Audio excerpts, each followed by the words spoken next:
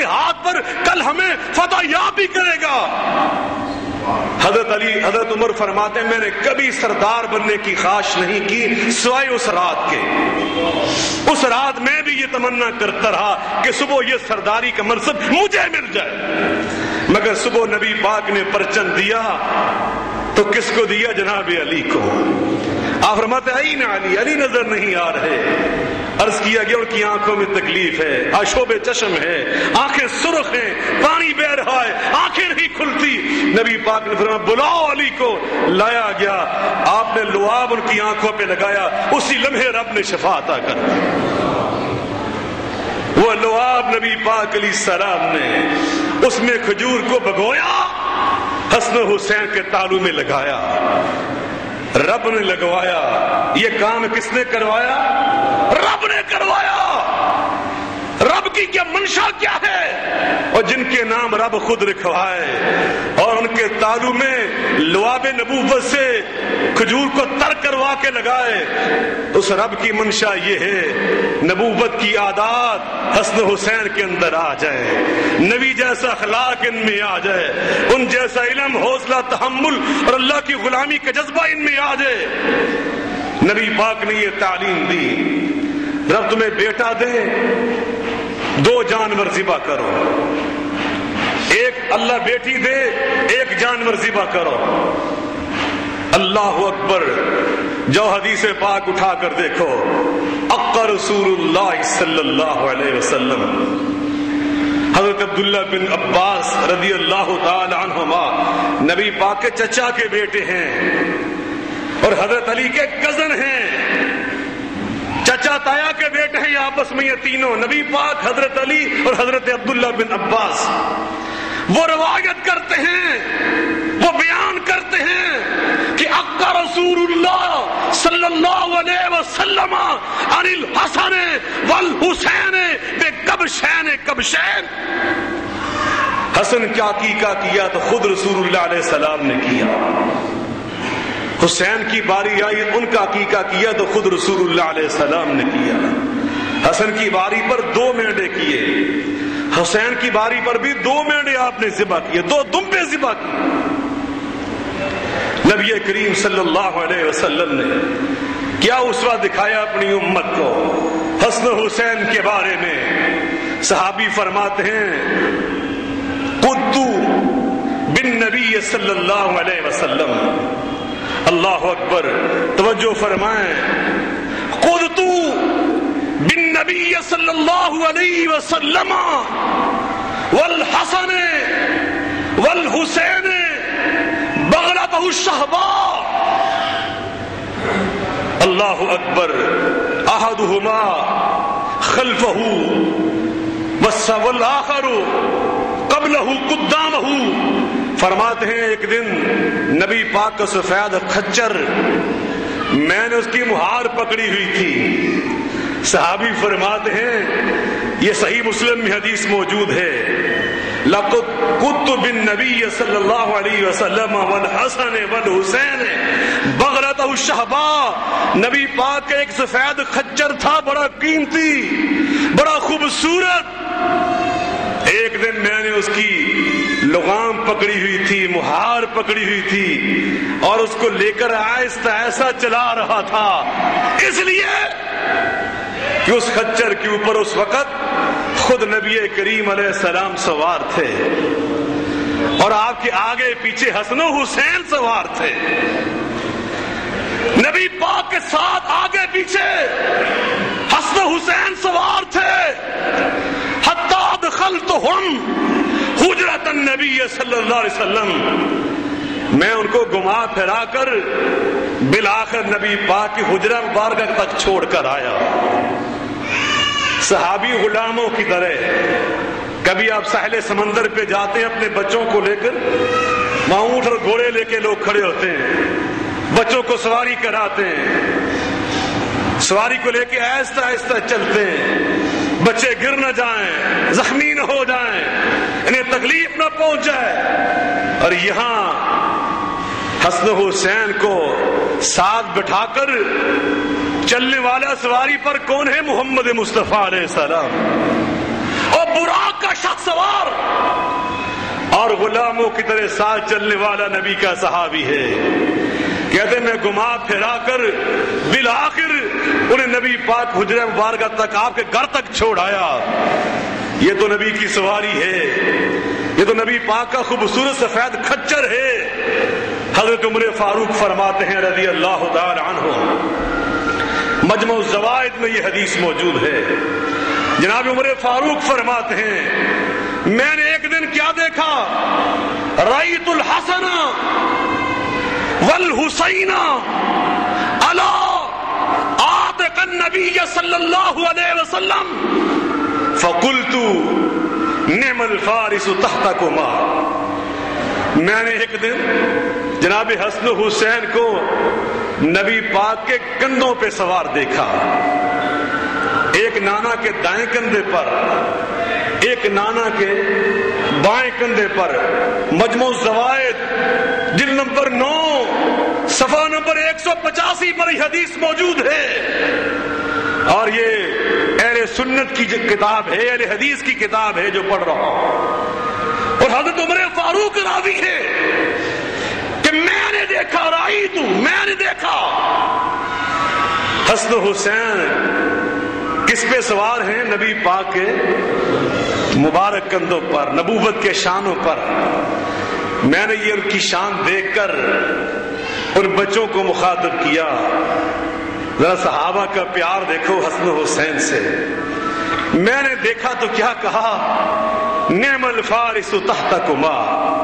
او حسن و حسین تمہاری کیا شان ہے بھئی, تمہاری کیا عظمت ہے, کیا تمہاری بزرگی ہے کہ تمہیں نبی جیسی سواری دستیاب ہے. کتنی اعلیٰ سواری پہ تم سوار ہو. نبی کریم علیہ السلام فرماتے ہیں جناب عمر کی یہ بات سن کر, اللہ اکبر, جناب عمر نے حسن و حسین کی شان بیان کی اپنے الفاظ میں. یہ حسن و حسین کی شان کا موضوع گویا شروع ہے. جناب عمر نے بھی ان کی شان بیان کی اپنے الفاظ میں کہ جسے نبی اپنے کندھوں پہ سوار کر لے اس کی شان کتنی اونچی. اور جناب نبی پاک اب حسن و حسین کی شان بیان کرنے لگے, فرمایا وَنِعْمَ الْفَارِسَانِ. عمر اگر سواری عمدہ ان کے پاس ہے تو سوار بھی بڑے عمدہ ہیں. نعمہ یہ وہ لفظ ہے جو اللہ نے قرآن مجید میں حضرت ایوب علیہ السلام جیسے پیغمبر کے لیے بیان کیا تھا. نعم العبد, میرا ایوب بڑا ہی عمدہ بندہ, بڑا ہی اعلیٰ بندہ. نبی پاک نے وہ لفظ جو لفظ اللہ نے جناب ایوب پیغمبر کے لیے قرآن مجید میں استعمال کیا, وہ لفظ میرے آقا مولا علیہ السلام نے حدیث پاک میں جناب حسن و حسین کے لیے بیان فرمایا. وَنِعْمَ الْفَارِسَانِ, بھئی یہ سوار بھی بڑے اعلیٰ ہیں, یہ بڑی شان والے ہیں. اللہ اکبر. علامہ ناصر الدین البانی رحمہ اللہ تعالی اس دور حاضر کے سب سے بڑے محدث گزرے ہیں. مدینہ یونیورسٹی میں وہ کئی سال حدیث پاک کے استاد رہے. جب میں وہاں پہ پڑھنے کے لیے حاضر ہوا اس سے کچھ سال پہلے وہ ریٹائرڈ ہو کر اپنے علاقے میں جا چکے تھے, مگر مجھے اللہ نے یہ سعادت بخشی کہ ایک بار میرے دور تعلیم میں وہ وہاں تشریف لائے. مجھے اللہ پاک نے ان کی زیارت کا موقع عطا فرمایا. سب سے زیادہ حدیث پاک کی خدمت اس دور میں اللہ نے اس بندے سے لی جس کا نام ہے علامہ ناصر الدین البانی رحمہ اللہ تعالی. ان کی کتاب ہے جس کا نام ہے سلسلۃ الاحادیث الصحیحہ. ان ساری کتابوں میں سے صرف وہ حدیثیں چھانٹ کر الگ کر کے جمع کی کہ جو بالکل صحیح حدیثیں تھیں. اس کتاب میں ایک حدیث پاک جو میں آپ کو سنانے لگا, صحابی فرماتے ہیں کہ کان رسول اللہ صلی اللہ علیہ وسلم یصلی والحسن والحسین یلعبان ویقعدان علی ظہرہ. ایک دن نبی پاک صلی اللہ علیہ وسلم نماز پڑھا رہے تھے, صحابہ پیچھے نماز پڑھ رہے تھے، حسن حسین پیچھے مسجد میں کھیل رہے تھے، یلعبان کا ترجمہ کھیل رہے تھے۔ کھیلتے کھیلتے انہوں نے کیا کیا، وہ صحابہ کی صفوں کو چیرتے چراتے مصلی پہ آ پہنچے، نانا کو سجدے کی حالت میں دیکھا، وَيَقْعُدَانِ عَلَى ظَهْرِهِ، اور آ کر نبی پاک علیہ الصلوۃ والسلام کی کمر مبارک پر سوار ہو گئے۔ یہ وہ کمر مبارک ہے کہ جس کا ذکر اللہ قرآن میں کرتا ہے، أَلَمْ نَشْرَحْ لَكَ صَدْرَكَ أَلَمْ نَشْرَحْ لَكَ صَدْرَكَ وَوَضَعْنَا عَنكَ وِزْرَكَ الَّذِي أَنقَضَ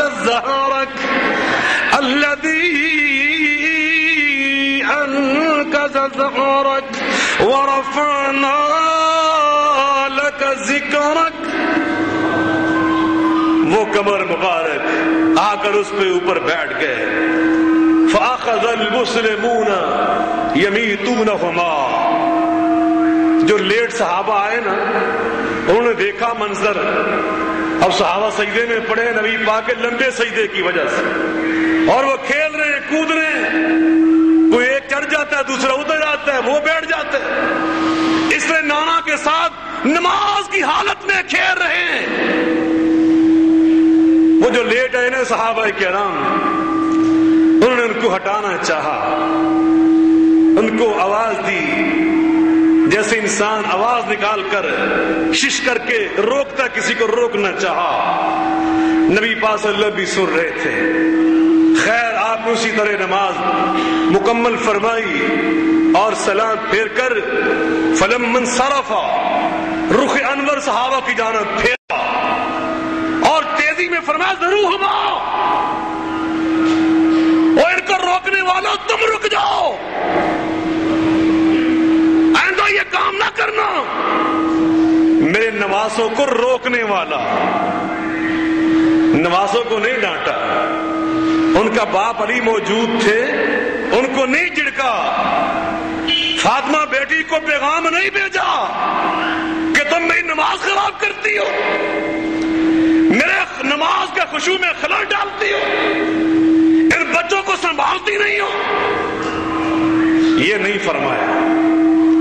توجہ فرمائیں، میں قربان جو نبی کی نماز کے خشوع پر اور نبی کی امتیوں کے خشوع سن کر بندہ حیران ہو جاتا ہے۔ حضرت سید عبداللہ غزنوی رحمۃ اللہ علیہ، کل کی بات ہے، سید داؤد غزنوی رحمۃ اللہ علیہ کے دادا جان پاؤں پہ ایک ورم آ گیا، حکیم نے ایسی دوا دی جس میں بہت ہی زیادہ تیزی تھی، برداشت سے باہر ہو جاتا جب لگاتے تھے۔ گھر والوں سے کہا جب میں نوافل پڑھا کروں اس دوران میرے پاؤں پہ لگا دیا کرو۔ اندازہ نہ رہتا تھا کہ میرے پاؤں پہ وہ دوا استعمال ہو چکی ہے نہیں۔ صحابہ کرام کے خشوع کے بے شمار واقعات۔ نیزہ ٹوٹا، کہا مجھے نماز پڑھنے دو پھر نکال لے دو۔ اللہ اکبر، نماز کا خشوع مطلوب ہے اسلام میں۔ آقا فرماتے لیس لک من صلاتک الا ما خشیت فیہا، نماز کا وہی ثواب ملتا ہے جتنا حصہ خشوع سے پڑھتے ہیں۔ قد افلح المؤمنون،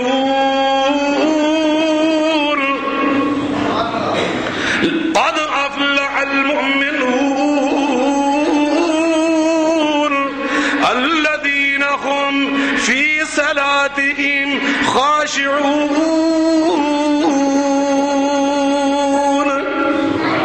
جو نماز خشوع سے پڑھتا ہے وہی کامیابی پاتا ہے۔ نبی پاک صلی اللہ علیہ وسلم نے صحابہ سے فرمایا ضروہما، آئندہ میری نمازوں کو تم نے روکنا، ٹوکنا، جھڑکنا نہیں ہے۔ کیوں؟ آپ فرماتے ہیں بے ابی و امی من احبنی فلیحب ھذین۔ نبی پاک فرماتے بے ابی و امی، صحابی فرماتے ہیں جو راوی اس حدیث پاک کے اصل